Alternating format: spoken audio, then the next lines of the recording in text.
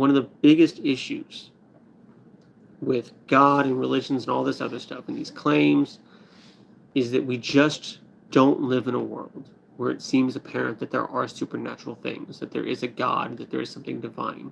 We just don't see it.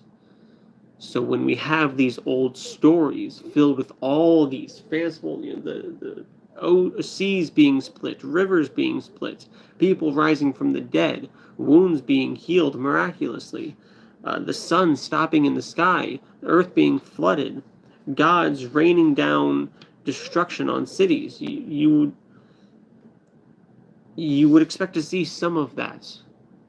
When the entire book, this entire history of the world, supposedly, is filled with so much magic and divine stuff, to look around now and just see a severe lack of it screams. It screams.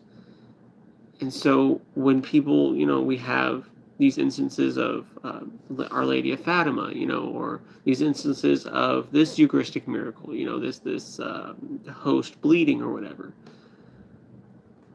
I need more. In a world that seems completely void of magic and divine anything, I need more than sporadic, often unverified instances of, that's weird. I need more than that. I need more than mythology.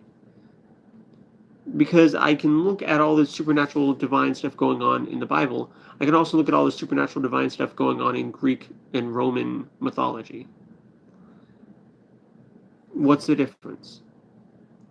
It's all just seems to be mythological stuff that you just don't see happening around you. You look around, that's just not the world. It just does not appear to be the world that we live in. So that's the thing.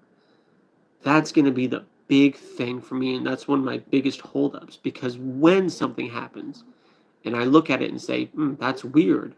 That is weird. Why does that exist that way? My first thought is not going to be mythology, unproven mythology. My first thought is going to be some kind of natural, rational explanation.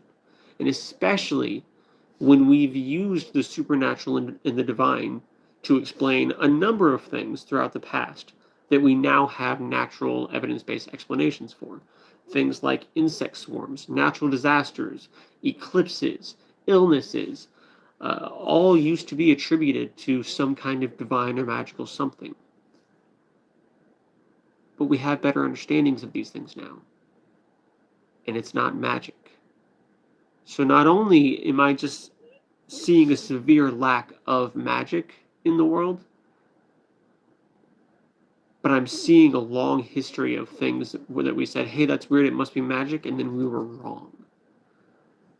So that idea has failed us.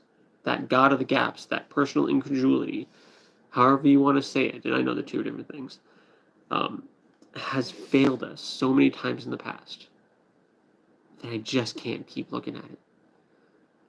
My best explanation and where my reason is going to go every time is that it is probably not anything magical or divine, because that just seems to be the way things are in the world.